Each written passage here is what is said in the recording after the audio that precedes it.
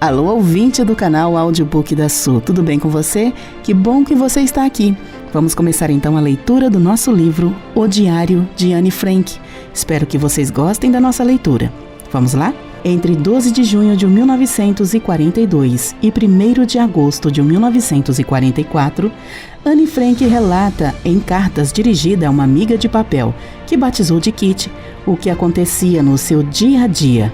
Confinada, descreve as informações que chegavam ao grupo através do rádio e dos relatos de seus protetores. Além de livro, seu diário virou peça de teatro, filme, minissérie, histórias em quadrinhos e desenho animado. Introdução. O sonho de Anne Frank era se tornar jornalista e escritora famosa. Não deu tempo, mas o livro virou um best-seller. Anne viveu um turbilhão de emoções e conflitos, como qualquer adolescente. Em seu diário, descreve as relações entre as 8 pessoas confinadas e como faziam as tarefas do dia a dia. Relata não só os momentos de tensão e estresse, mas também de solidariedade e ternura, em que até um simples ovo pode se tornar um presente de aniversário. Desabrocha para o amor e percebe as mudanças no próprio corpo e na alma. Vive conflitos de amor e ódio com seus pais.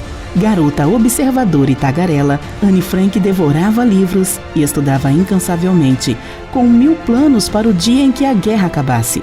O Diário de Anne Frank é um documento de referência sobre os horrores da Segunda Guerra Mundial. Domingo, 14 de julho de 1942. Na sexta-feira acordei às 6 horas. Pudera. Não era para estranhar. Afinal, era meu aniversário. Mas não queriam que eu me levantasse tão cedo e tive que dominar a minha curiosidade até às 6h45. Depois, não me segurei mais. Corri até a sala de jantar, onde o Mortgen, o nosso gatinho, me cumprimentou com muita festa. Depois das 7, falei com meus pais e fui com eles para a sala e olhei os meus presentes. Foi você, meu diário, que vi primeiro. E era sem dúvida o presente mais lindo. Ganhei flores também, rosas e peônias. Mais tarde, recebi mais flores. Papai e mamãe me deram muitos outros presentes e amigos também me mimaram muito naquele dia. Ganhei um jogo chamado Câmara Escura, muitos doces, o jogo de paciência, um broche e o livro Os Mitos e Lendas Holandesas, de Joseph Gohen, e ainda A Viagem de Férias de Daisy para as Montanhas. Ganhei também presentes em dinheiro, que usei para comprar mitos gregos e romanos. Muito legal. Depois, Lias veio me buscar para irmos à escola, para comemorar. Distribuí doces para os professores e colegas e depois tivemos aulas. Por hoje vou terminar. Estou muito contente por ter você, meu diário. Segunda-feira, 15 de junho de 1942. Minha festa de aniversário foi na tarde de domingo. Passamos um filme de Rin Tin Tin que todo mundo adorou. Falamos muitas bobagens e a gente se divertiu muito. Vieram muitos amigos e amigas.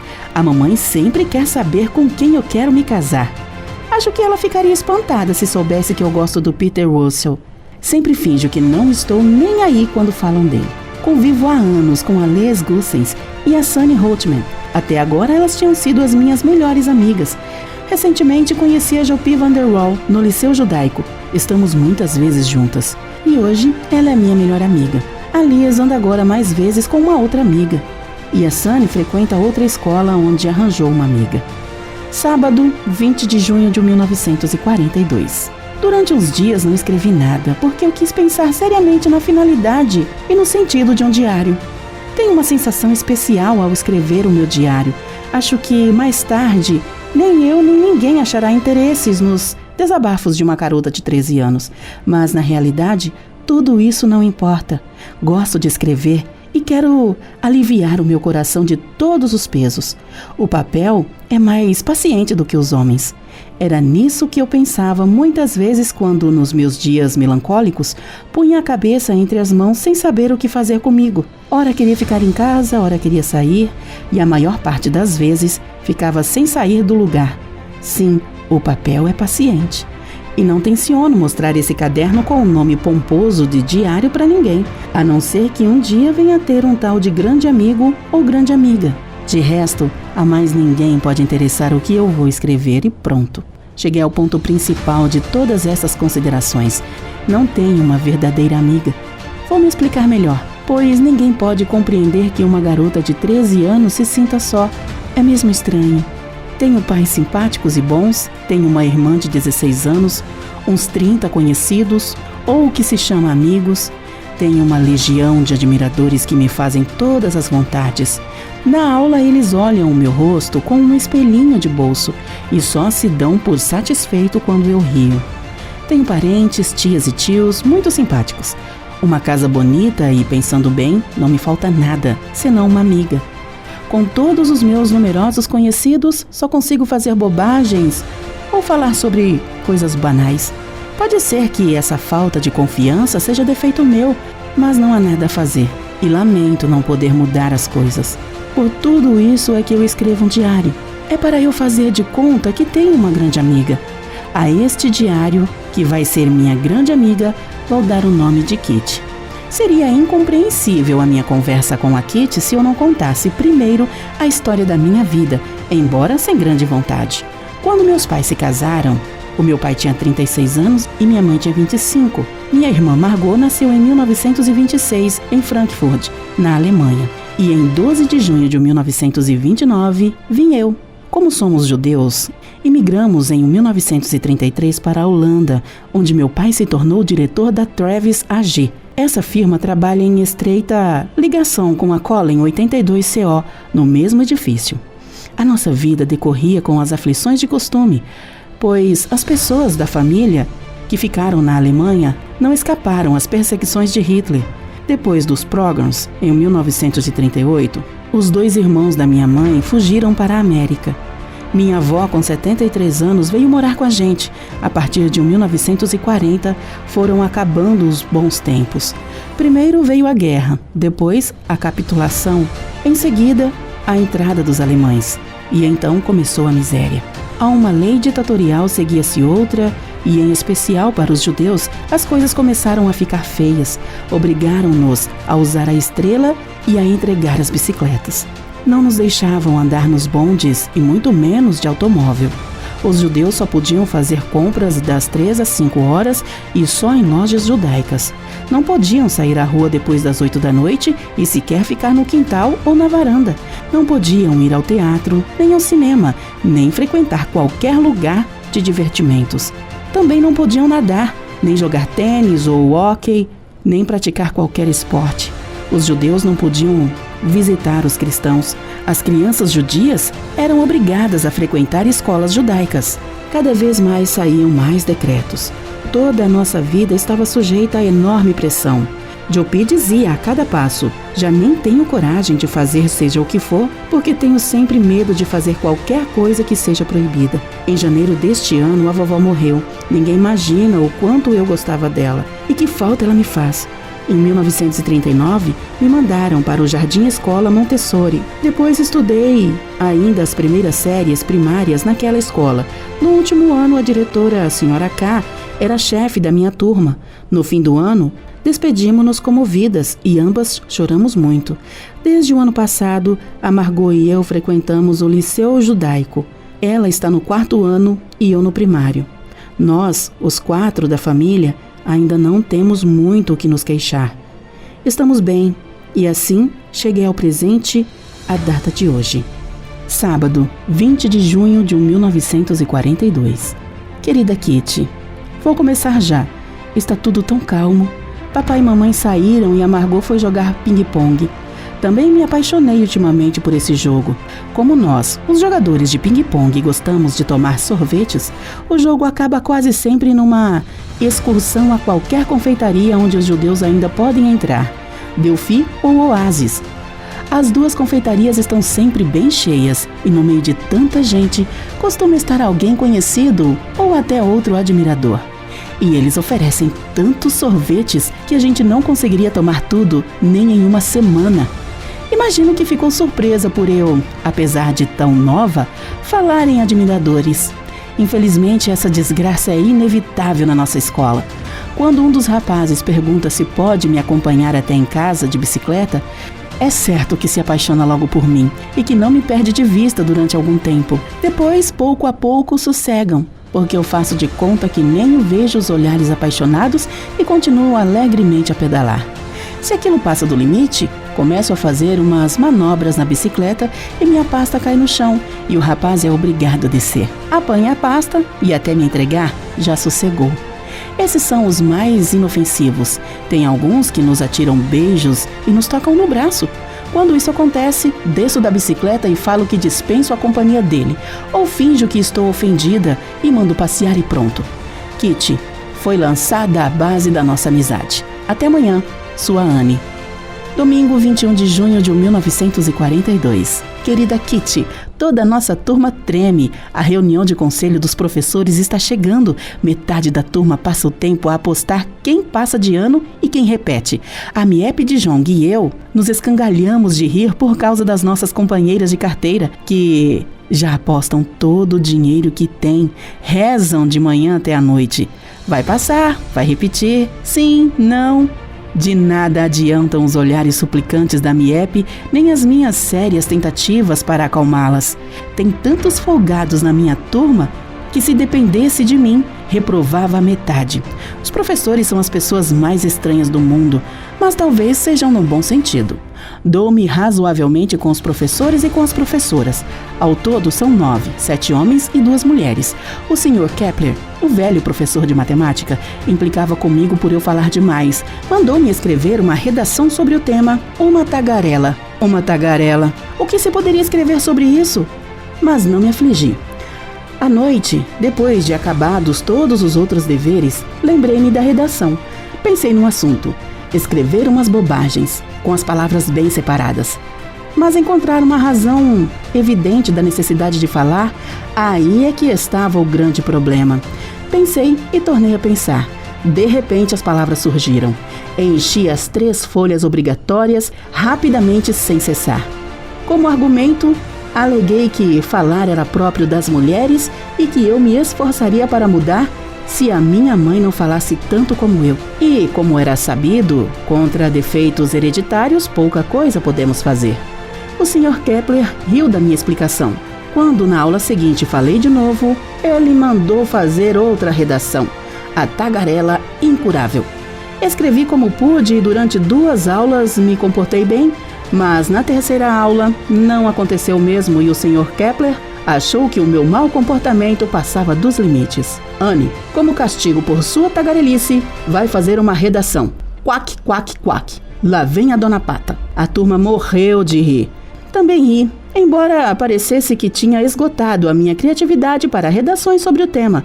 Precisava encontrar alguma coisa nova, original. A minha amiga Sunny, boa em poesia, me aconselhou a tratar o assunto em versos e se ofereceu para me ajudar. Fiquei animada. O Kepler queria fazer pouco de mim, mas eu poderia dar o troco. Fizemos um poema que foi um sucesso. Era sobre uma mãe pata e um pai cisne. Tinham 3 patinhos que, de tanto fazer barulho, foram picados pelo pai até morrer. Felizmente, o Kepler compreendeu a brincadeira e leu o poema em voz alta na nossa e nas outras turmas. Desde então, posso falar sem que o Kepler me passe redações como castigo. Agora ele faz piadinhas a toda hora. Sua Anne. Quarta-feira, 24 de junho de 1942. Querida Kitty, está escaldante. Todo mundo bufa e transpira. Nesse calorão, tenho que andar a pé. Só agora compreendo como é bom o bonde e os carros abertos. Mas é um prazer que não existe mais para nós, os judeus. Temos de nos contentar com as perninhas. Ontem, na hora do almoço, tive que ir ao dentista na Jean-Louis-Kenstraat. É uma caminhada longa desde a nossa escola. Na aula da tarde, por pouco não dormi.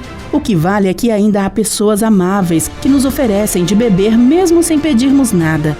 A ajudante do dentista compreendeu a minha situação e me deu um copo d'água. Só um meio de transporte nos é ainda permitido: a barca. Lá no cais de Joseph Israel, tem um barquinho que nos leva para outra margem. Não é por culpa dos holandeses que a vida é dura para os judeus. Ai, se não precisasse ir para a escola. Durante as férias da Páscoa, roubaram minha bicicleta. O papai levou a mamãe para uma casa mais segura, de gente conhecida. Felizmente, as férias estão chegando. Mais uma semana e eu estou livre disso. Ontem de manhã aconteceu-me uma coisa engraçada. Quando passei por aquele lugar onde costumava guardar a minha bicicleta, ouvi chamar. Virei-me. Atrás de mim vinha um rapaz simpático que, na noite anterior, eu tinha visto na casa da Eva, uma conhecida minha. Um pouco tímido, disse-me seu nome, Harry Goldberg. Fiquei admirada. Não sabia bem o que ele queria de mim, mas logo descobri. Queria acompanhar-me à escola. Falei para ele que tudo bem, se era caminho dele, e andamos lado a lado. O Harry já tem 16 anos e sabe falar bem sobre muitas coisas. Hoje de manhã estava de novo à minha espera. Penso que assim vai continuar por algum tempo. Sua Anne. Terça-feira, 30 de junho de 1942. Querida Kitty, até hoje ainda não tive tempo para escrever. Quinta-feira fiquei a tarde toda em casa de gente amiga, sexta tivemos visitas e assim por diante até hoje. Harry e eu nos conhecemos melhor nesta semana. Contou-me muita coisa dele. Veio para a Holanda com os avós, os pais estão na Bélgica. Harry tinha uma namorada chamada Fanny. É uma garota sem graça. Desde que Harry me conheceu, percebeu que a Fanny quase o fazia dormir de tédio. E eu sou para ele uma espécie de estimulante. Nunca sabemos como a gente pode ser útil para alguém. Sábado a Jopi dormiu aqui em casa. Na tarde de domingo ela foi para a casa da Liz. E eu fiquei aborrecida. À noite ia ver o Harry, mas às 6 ele me ligou. Aqui é o Harry Goldberg. Por favor, posso falar com a Anne? Sou eu mesma. Boa noite, Anne. Como vai? Bem, obrigada. Infelizmente não posso ir aí à noite, mas queria muito falar contigo. Pode descer daqui a 10 minutos? Está bem. Até já. Troquei de roupa rapidinho e dei um jeito no cabelo. Depois fui para a janela toda nervosa. Finalmente ele veio. Quase me precipitei escada abaixo, mas esperei calmamente que ele tocasse a campainha. Depois desci. Saímos e ele foi direto ao assunto. Anne, minha avó acha que você é nova demais para mim. Acha que eu devia sair de novo com a Fanny Lowers. Mas eu não quero saber da Fanny para nada. Então brigou com ela? Não, pelo contrário. Não nos importamos muito um com o outro e, por isso, não vale a pena nos encontrarmos tantas vezes. Disse a ela que pode continuar indo à minha casa e que eu também continuarei indo à casa dela. Desconfiei que Fanny andasse com outros rapazes, mas parece que não. Meu tio achou que devia pedir-lhe desculpa, mas não quero. Achei preferível acabar assim. A vovó insiste que eu mantenha a amizade com a Fanny. E que não comece a andar contigo. Os mais velhos têm ideias antigas. Está certo que dependo da minha avó. Os meus avós julgam que vou às aulas de trabalhos manuais, mas eu tenho ido quase sempre às reuniões dos sionistas. Não somos sionistas, mas me interessa conhecer aquilo. Ultimamente não me senti à vontade naquelas reuniões e resolvi não tornar a ir.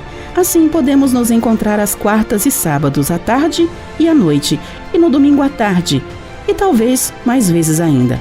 Mas os seus avós não estão de acordo. Não deve fazer isso escondido.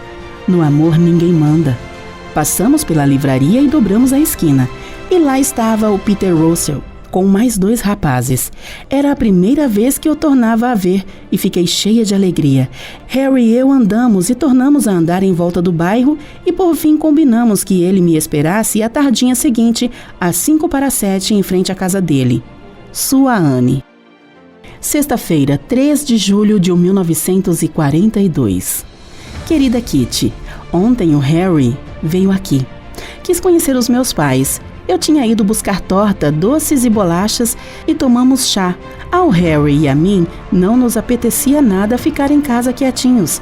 Saímos, damos um passeio e eram 8:10 quando ele me deixou em casa. O papai estava zangadíssimo por chegar tão tarde, que era muito perigoso para judeus andar pelas ruas depois das 8. Prometi, de hoje em diante, estar sempre em casa, pontualmente às 7:50. Amanhã estou convidada para ir à casa do Harry. A minha amiga, Jopi, faz troça de mim por causa dele, mas não estou apaixonada. Então não posso ter um amigo? Ninguém acha mal que tenha um amigo ou, como costuma dizer a mamãe, um cavalheiro. Eva me contou que o Harry esteve outro dia na casa dela e que ela perguntou para ele: quem acha mais simpática, a Fanny ou a Anne? Não é da sua conta, respondeu ele. Então não falaram mais no assunto, mas ao se despedir, Harry disse: Anne é mais simpática, claro, mas não precisa falar isso para ninguém. As últimas palavras já foram ditas na rua. Sinto que o Harry está apaixonado por mim. E para variar, isso é engraçado, a Margot dizia. Um tipo simpático. Também eu acho simpático. Mais até do que simpático. A mamãe está encantada com ele. Um rapaz bonito, muito gentil e bem educado. Ainda bem que o Harry agrada tanto a toda a família. Ele também nos acha todos muito simpáticos. Só acha a minha amiga infantil e não deixa de ter razão. Sua Anne. Domingo 5 de julho de 1942. Querida Kitty, a festa do fim do período correu lindamente. As minhas notas não são nada más. A pior nota é um 5 em álgebra. Tenho 2 6, 7 em quase tudo e 2 8. Aqui em casa ficaram satisfeitos. Não ligam muito para notas boas ou más, dão mais valor ao bom comportamento e querem, acima de tudo, que eu tenha saúde e seja alegre. Dizem eles que, havendo saúde e boa disposição, o resto vem por si. Mas eu gostaria de ser uma boa aluna para valer. Só me admitiram no liceu condicionalmente por me faltar ainda o último ano da escola Montessori. A coisa foi assim. Quando todos os alunos judeus tiveram que se transferir para as escolas judaicas, o reitor, depois de muito palavreado, concordou em aceitar Lias e eu, mas com muitas reservas. E agora não quero decepcioná-lo. Minha irmã Margot teve notas brilhantes, como de costume. Ela passaria em qualquer teste com distinção e louvor. Teria a mais alta classificação, pois é muito inteligente. Papai passa muito tempo em casa agora. Deve ser uma sensação horrível isso de uma pessoa se sentir, de repente, posta de lado. O Sr. Coffus tomou conta da Travis juntamente com o Sr. Clarer da firma Collen & Co., da qual o papai também era sócio. Há alguns dias, quando estávamos passeando, o papai me disse que provavelmente teremos de nos esconder. Disse que vai ser difícil viver isolados do mundo. Perguntei por que é que falava assim. Sabe que há mais de um ano estamos guardando roupas, móveis e comida em outra casa. Não queremos deixar cair o que é nosso nas unhas dos alemães. E muito menos queremos nós mesmos cair.